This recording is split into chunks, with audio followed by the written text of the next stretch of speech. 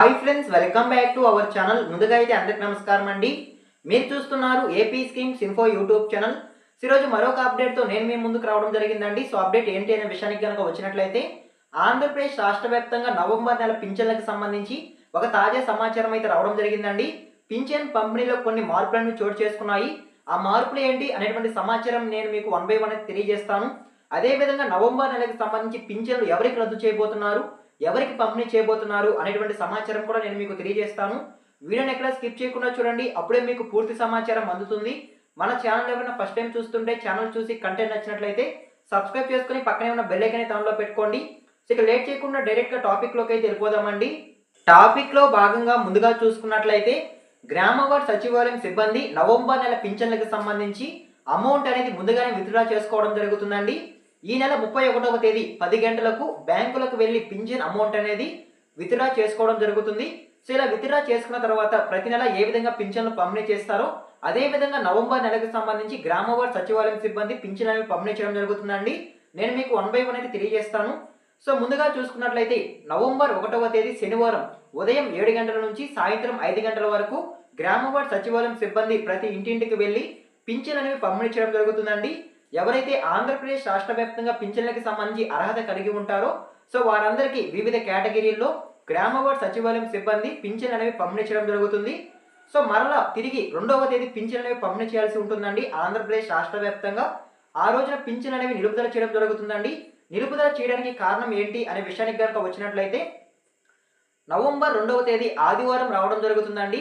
ఆ రోజున గ్రామ వార్డ్ సచివాలయం సిబ్బందికి సెలవు ఉంటుంది కాబట్టి వాళ్ళు వర్కింగ్లో ఉండరు కాబట్టి ఆ రోజున గ్రామ వార్డ్ సచివాలయం సిబ్బంది పింఛన్ అనేవి పంపిణీ చేయరండి. కాబట్టి ఆదివారం నాడు పింఛన్ అనేవి నిలుపుదల చేయడం జరుగుతుంది. మరలా తిరిగి 3వ తేదీ నవంబర్ 3వ తేదీ సోమవారం నాడు యథావిధిగా పింఛన్ అనేవి పంపిణీ చేయడం జరుగుతుందండి. సో ఎవరైతే నవంబర్ 1వ తేదీ పింఛన్లు పంపిణీ చేసినప్పుడు తీసుకోలేదో సో వారికి మరొక అవకాశం ఇస్తూ నవంబర్ 3వ తేదీ తీసుకోవడానికి అయితే అవకాశం అయితే ఉంటుందండి. సో ఓకేనా, మీకు అర్థమైంది అనుకుంటున్నాను. సో ఈ విధంగా నవంబర్ నెల పింఛన్లకు సంబంధించి నవంబర్ 1వ తేదీన మళ్ళీ తిరిగి నవంబర్ 3వ తేదీన ఈ 2 తేదీల్లో ఈ 2 రోజులు మాత్రమే పింఛన్ అనేవి పంపిణీ చేయడం జరుగుతుందండి ఆంధ్రప్రదేశ్ రాష్ట్ర వ్యాప్తంగా అయితే. సో ఓకేనా, మీకు ఒక క్లారిటీ అయితే వచ్చింది అనుకుంటున్నాను. నవంబర్ 2వ తేదీ ఎందుకు పింఛన్లు పంపిణీ చేయట్లేదు అనే దానిపై అయితే. సో ఓకేనా, మీకు అర్థమైంది అనుకుంటున్నాను. సో అదే విధంగా నెక్స్ట్ చూసుకున్నట్లయితే, నవంబర్ నెలకు సంబంధించి ఎవరికి పింఛన్లు రద్దు చేయబోతున్నారు, ఎవరికి పంపిణీ చేయబోతున్నారు అనే దానిపై కూడా ఒక తాజా సమాచారం అయితే రావడం జరిగిందండి. రీసెంట్గా చూసుకున్నట్లయితే ఆంధ్రప్రదేశ్ రాష్ట్ర వ్యాప్తంగా కొంతమందికి పింఛన్లు రద్దు నోటీసులు అనేవి అందడం జరిగిందండి. ఈ రద్దు నోటీసులు అందిన తర్వాత చాలా మంది మేము ఇంకా పింఛన్కి అర్హత కలిగి ఉన్నాము అని చెప్పి అప్పీల్ చేసుకోవడం జరిగిందండి పింఛన్లకు సంబంధించి. సో ఇలా ఎవరైతే అప్పీల్ చేసుకొని ఉంటారో సో వారికి ప్రభుత్వం రీ అసెస్మెంట్ నోటీసులు అనేవి జారీ చేయడం జరిగిందండి మరొకసారి అయితే. సో ఈ విధంగా ఎవరికైతే రీ అసెస్మెంట్ నోటీసులు అంది ఉంటాయో సో వారికి నవంబర్ నెలకు సంబంధించి యథావిధిగా పింఛన్లు పంపిణీ చేయడం జరుగుతుందని మంత్రి గారు అయితే తెలియజేయడం జరిగిందండి.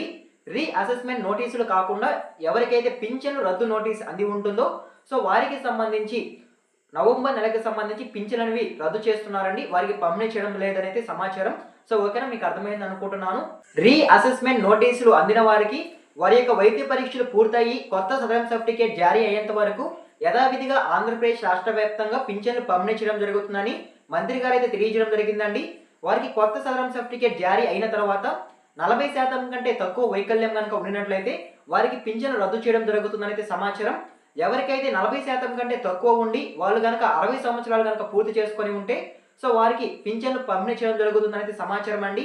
సామాజిక భద్రతా పింఛన్ కింద 4,000 రూపాయలు వారికి అందజేస్తామని అయితే ప్రభుత్వం అయితే తెలియజేయడం జరిగింది. అదేవిధంగా ఎవరికైతే 40% కంటే ఎక్కువ ఉండి 85% కంటే ఎక్కువ వైకల్యం ఉంటుందో సో వారికి 15,000 రూపాయలు పింఛన్లు ఇవ్వడం జరుగుతుందనేది సమాచారం అండి.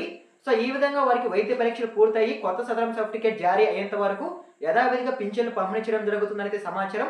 సో వీరికి సంబంధించి నవంబర్ నెలలో కూడా పింఛన్లు అనేవి యథావిధిగా పంపిణీ చేయడం జరుగుతుందండి. మీరు గత నెలలో ఎంతైతే పింఛన్ తీసుకున్నారో ఆ పింఛన్ అమౌంట్ మీకు మరలా ప్రభుత్వం అందించడం జరుగుతుంది. ఎట్టి పరిస్థితుల్లో మీ పింఛన్ అనేది నిలుపుదల చేయండి. సో ఓకేనా, మీకు అర్థమైంది అనుకుంటున్నాను. అదేవిధంగా నెక్స్ట్ చూసుకున్నట్లయితే, ఎవరైతే స్పోర్ట్స్ కేటగిరీకి సంబంధించి పింఛన్లకి సంబంధించి దరఖాస్తులు చేసుకొని ఉన్నారో సో వారికి సంబంధించి కూడా నవంబర్ నెలలో కొత్త పింఛన్లు విడుదల చేసే అవకాశం ఉందనైతే సమాచారం అండి. గత సెప్టెంబర్, అక్టోబర్ నెలలో కూడా కొత్త స్పోర్ట్స్ కేటగిరీకి సంబంధించి పింఛన్ అనేవి రిలీజ్ చేయడం జరిగిందండి.